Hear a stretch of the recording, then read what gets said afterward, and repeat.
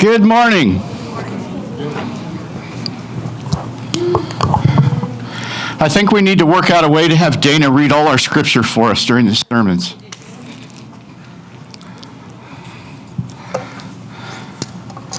Is it okay if I brag on the Celestino family a little bit more? First of all, Brian, very impressive young man. If you get a chance to get to know him, do it. He was sharing with me on our first meeting how he felt it was time to leave the old life behind and to live his life in a way that he felt Jesus would want him to. And he shared with me some things that he noticed when he did that. He noticed that things in his life changed, that he started seeing these blessings. Ask him about it, and he'll tell you about it. These things that started happening with him and in his business. Yes, he's 21, and he has, at least 2 businesses, right? Is there more? 2 for now. Well, he's 21, so 2 for now. He noticed that some things were happening, not only in his businesses and in his life, but inside himself. And I said, Brian, it is so obvious to me that the Holy Spirit is working inside you and on your life and on your circumstances. So it was very cool that yesterday he made the decisions to identify with Jesus and make that public statement of baptism. He shared with me a story about how when he was 9 years old, Bernardino put him to work. And he would, forgive me, Bernardino, if I don't get this right, but apparently Brian was the tire shine guy. So when Bernardino would work on a car, he'd give Brian the Armor All, and he would armor all the tires so that when the customer picked up their car, all their tires and everything looked nice and spiffy. Well, today, one of Brian's businesses, he's an automobile detailer. He said, that's what got me my start in detailing. And it just goes hand in hand, reminding me of how when Johnny was 9 years old and going to work with Juan, I didn't get as early a start, but when I was 12, I had a paint roller placed in my hands by my father. And it turned into something that I did for 13 years in Texas, and the Lord supported my family through that. So that was cool, brought me some cool memories, and hearing Brian share with me some things that his mother has told him over the years about pursuing God, about how living for God is the best choice that you can make. So it was just real cool to be able to hear these things about this family and about Brian. And I'm just so impressed and grateful just that I get to study with him. It's so much fun. I have to tell him, now, Brian, stop me when I start going nuts, because it's just so much fun for me to go through. We're going through the book of John. And we met Wednesday night, and we started about 7, and it was almost 8 o'clock, and we got to the part in John where Jesus turns the water to wine. I said, Brian, I have to stop, because if I get into this, we're going to be here another hour easy, so let's save this for next time. I just love it. It's so much fun. So that was awesome. Get to know Brian, Celestino family. Well done. Well done. So we are going to go through the 17th chapter of Revelation this morning. This is another hard chapter. This is another chapter that is totally open to all sorts of different interpretations attributed to the different details in this chapter. And that's okay. There can be different interpretations, because that's the way it's written. It's not written clear. It leaves room for imagination. It leaves room for deeper thought, and I think God did that on purpose for those of you who are that kind of person who likes to take a passage of Scripture and just dig and dig and dig. And this is perfect for that. But before we start, is the first slide for that slide in chapter 1 there? No? Okay, that's okay. As we always do, blessed is the one who reads the words of this book, and blessed are those who hear it and take to heart what is written in it, for the time is near. This is going to be one of those chapters where it seems like it's going to be hard to do. But here we go. We're going to do it anyway. Chapter 17, verse 1. Then one of the 7 angels who had the 7 bowls, remember last week we talked about the seven vials of God's wrath, the 7 bowls of God's wrath that was poured out on the earth. One of those 7 angels who had the 7 bowls came and talked with me, saying to me, "Come, I will show you the judgment of the great harlot who sits on many waters." All right, we're already into something that seems strange. We'll get this cleared up in verse 15, but what this is saying is the great harlot, we talked about this earlier in the book, is a representation of an idolatrous religious system. All throughout the Bible, all throughout the Old Testament, the Bible refers to idol worship as harlotry. And think about it. It's literally being unfaithful to God. Think about it in a marriage-type relationship. If one is unfaithful to their spouse, they're taking their attention, they're taking their love and putting it somewhere else. The same sort of thing.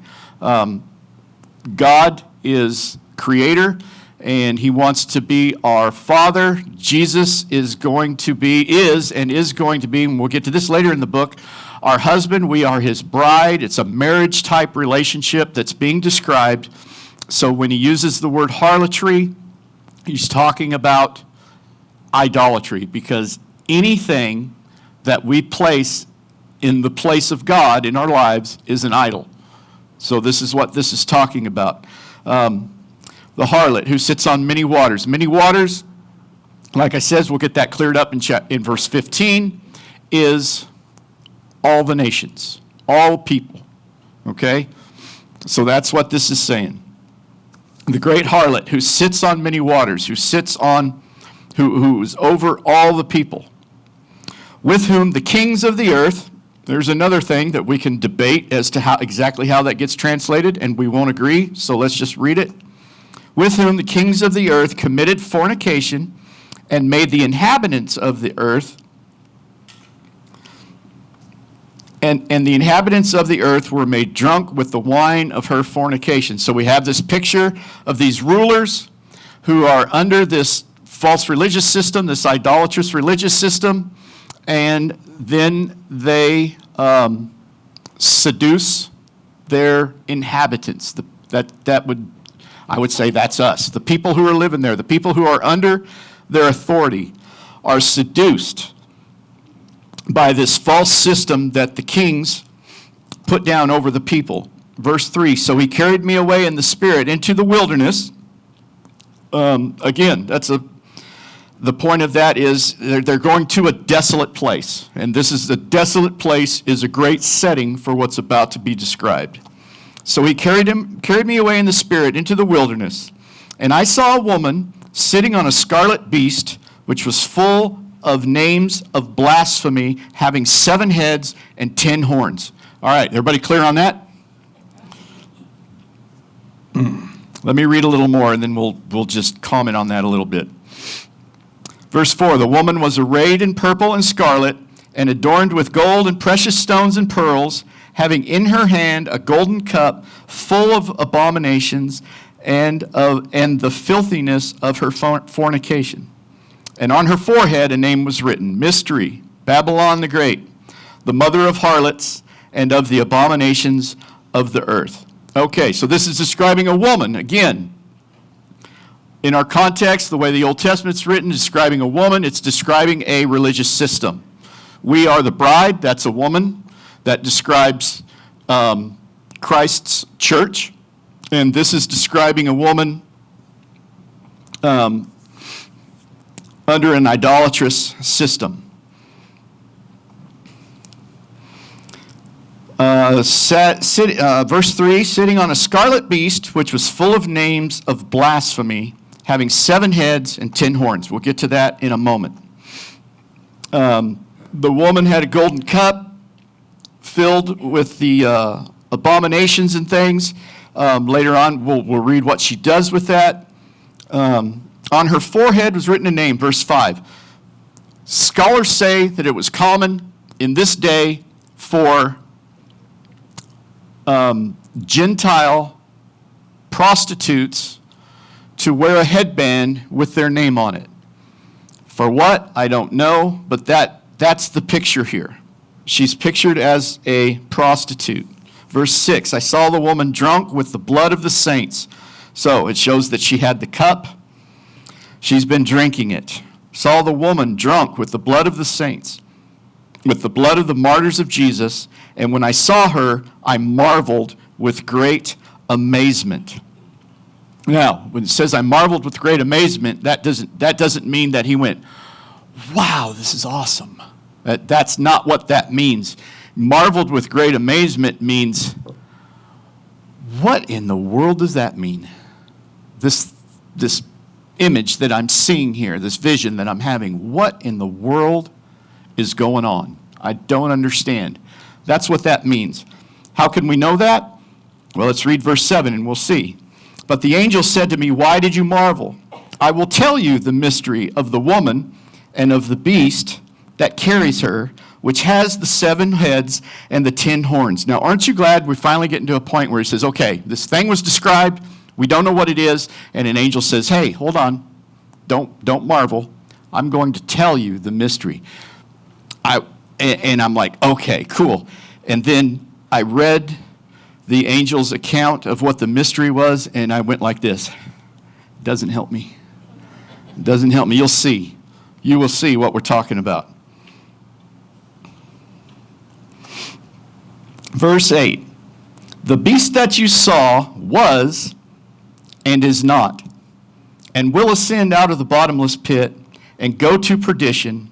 And those who dwell on the earth, remember we talked about dwelling on the earth or dwelling in heaven, describing 2 different types of people. Those who dwell on the earth will marvel, whose names are not written in the book of life from the foundation of the world, when they see the beast that was and is not and yet is. This angel could do better, in my opinion. He could do better. Okay, so because of the way this is written, there's all kinds of interpretation. As we'll get through this, I'll point out a couple things where scholars say this is a reference to Rome. This is a reference to the Roman Empire coming back into power. Others will say, no, this is a reference to all of the kingdoms who have had authority over Israel throughout all the generations. All kinds of different ways to look at it, and they all fit. So we're not going to say that one's right and that one's wrong. We're just going to see what it says. Verse 9, here is the mind which has wisdom. All right, now, this is as much as a description as you're going to get on this passage. The 7 heads are 7 mountains on which the woman sits. Okay, so scholars say, well, it's obviously talking about Rome. Rome is known as the city of 7 hills. Then other scholars say, that's right, Rome is the city of 7 hills, but if you look up the Greek, this word that's translated mountain means mountain, not hill. So they go two different directions with their interpretation. There are also 7 kings, verse 10. 5 have fallen, 1 is, and the other has not yet come. And when he comes, he must continue for a short time. And again, like I said, that's 5 kingdoms that have had who Israel has been enslaved to over the generations, or that's 5 Greek Caesars. And they can go back and trace back the 5 Caesars and they both fit. Everybody has valid reasons for what they believe that this says. Verse 11, the beast that was and is not, he himself also the eighth, and is of the seven, and is going to perdition. So we do have reference here of the beast. We know that the beast is the Antichrist. And it says he is, and he was not, and he is again. You know how we talked about Satan taking God's things and perverting them or copying them? Here it's believed at this point that with the Antichrist, sometime through the end of the tribulation, there will be a resurrection type experience with the Antichrist. He will die. He's living. He is. He will die. He is no more. And he will be resurrected, and yet is to be. And exactly how all that works out, Google it. Go to YouTube. You can watch hours and hours and hours of videos on these things. Verse 12. The 10 horns which you saw are 10 kings who have received no kingdom as of yet, but they receive authority for 1 hour as kings with the beast. So apparently there's going to come a time when these 10 kings are going to receive power for 1 hour, for a very short amount of time with the Antichrist. Verse 13, these are of one mind. They will give their power and authority to the beast. Verse 14, these will make war with the Lamb, for the Lamb will overcome them. For he is Lord of lords and King of kings, and those who are with him are called chosen and faithful. Now, last week we talked about the Battle of Armageddon, and this seems to be another reference to that, of all these kings coming together, bringing their armies to do war to wipe God's people off the face of the earth once and for all. But, of course, they're also going up against Jesus, so they don't stand a chance. Verse 15, then he said to me, the waters, remember verse 1, saw a woman on many waters? Verse 15, then he said to me, the waters which you saw where the harlot sits are peoples, multitudes, nations, and tongues. Now here's a description of the 10 horns. And the 10 horns which you saw on the beast, these will hate the harlot, and make her desolate and naked, eat her flesh, and burn her with fire. Now, as far as getting into exactly what all these details mean, again, it depends on who's talking as to what these all mean. You can check into these things.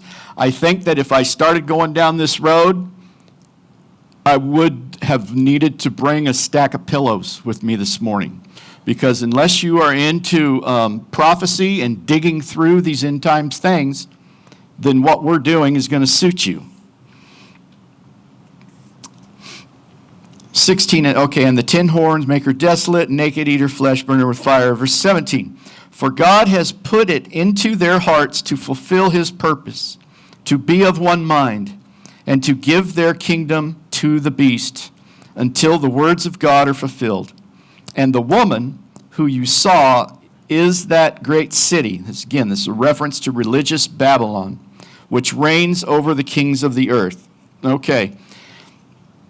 Do you remember the story of how the earth got all of its different languages? The story of the Tower of Babel. Okay? That's where Babylonian comes from, is from Babel. I believe the ruler over Babel at that time's name was Nimrod. And everybody on the whole face of the earth spoke the same language. They had the same mind, and they decided, we're going to build a tower up to heaven. And what their intentions were, I'm not sure, but they wanted to get up there where God was. And God said, no, look what they're trying to accomplish. And so he confused their languages. That's where all the different languages in the world came from, so that they could no longer work together in mass that way. Verse 17, for God has put it into their hearts to fulfill his purpose, to be of one mind. See, he's put it in their hearts to be of one mind, like those people at the Tower of Babel were of one mind. It's like a reversal back to saying, okay, if this is what you want, let me make it easier for you. I'll make you all of one mind. So probably so that when you're defeated, you'll all understand exactly why. And the woman who you saw is that great city which reigns over the kings of the earth. So you can see how in this chapter, and we just blew through it because we could either take 6 months on this chapter, but I think our attendance would drop pretty quickly if we did. So, but again, I'm wanting to get to I got to get to the end of the book, man, because it's so good when we get to the end of the book. So how do we take this and take to heart what we read here? I'm not sure. But I do know this, that the God that we serve, when we read about how he's going to empty his wrath on the earth, that the God that we serve is still good. Is still good. It's a picture of how God looks to you depends on if you're redeemed or if you're unredeemed. If you're redeemed, he's good, he's kind, he's loving. If you're unredeemed, you don't want to mess with him. You don't want to mess with him. Next week, the youth is going to be doing our service. And so we're going to be doing our instruments up here again and doing some songs. And it's going to be awesome. And Danny picked a great song that we're going to do. Let me whet your appetite, not by singing,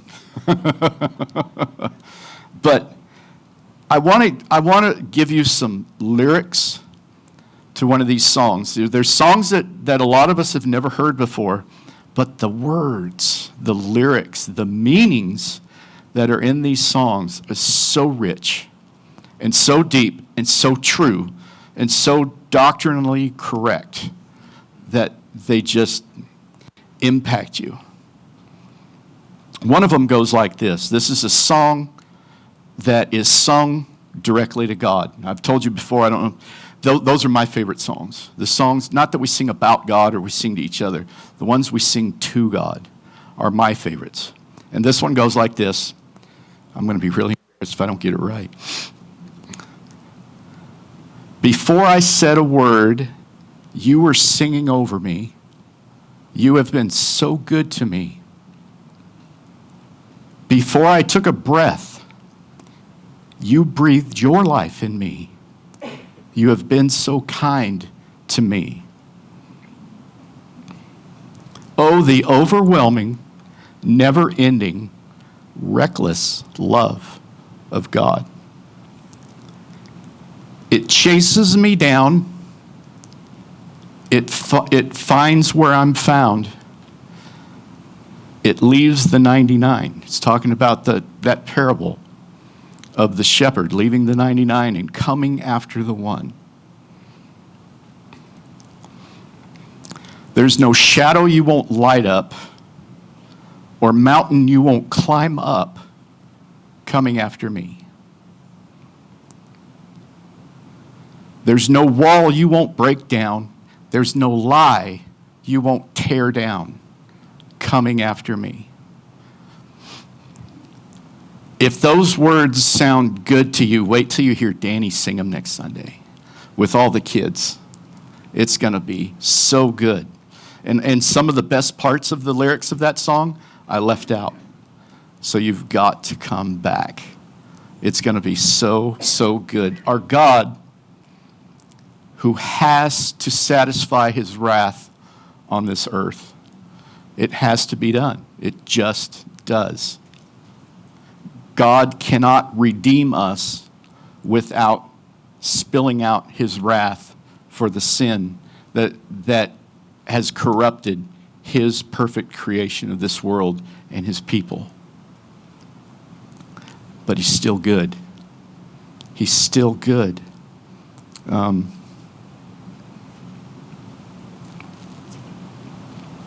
Even yesterday, and Martha, you should have said, if you're coming to Johnny's service, clear your calendar for the afternoon. This room was full, and the people that wanted to come up and talk about him, it just one after another, after another, after another. And I was telling David this morning, I said, man, it's after a service like that I think, I wish I took the time to know him better, because there was so much to that young man, so much good, so much love that he had for people. That, yeah, I knew it was there, but I had no idea to the extent that it was there. And it was good to hear those things and to learn more about him.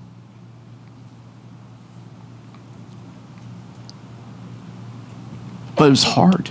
It's hard. It's sad.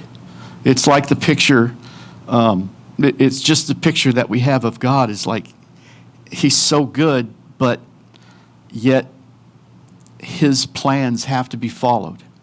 He has to do what he's going to do. There's a time to live and a time to die. We don't agree with his times. We just don't agree with his times. I was so impressed by Martha coming up to Brian after he was baptized with a genuine big smile on her face.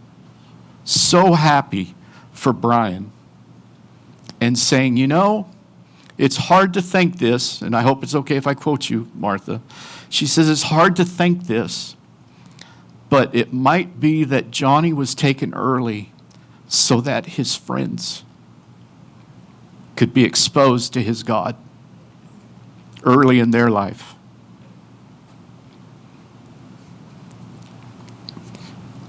God is so good, yet his wrath has to be satisfied on this earth. And that's what we're in the middle of. We've got one more, I hope you'll stick with me. We've got one more chapter like this to go. But then, so if everybody takes a week off, I'll know. You just waited until the good part starts. We got one more chapter like this to go, and then the tide starts to turn. So if you are here this morning and you have any needs, if you need help with Christmas and Christmas gifts, if you want prayer for anything, if you, like Brian, have decided it's gone long enough and it's time for me to make a better decision for my life, if you want anything that we can help you with this morning, would you all please stand up? And you can raise your hand, come forward while we sing this last song.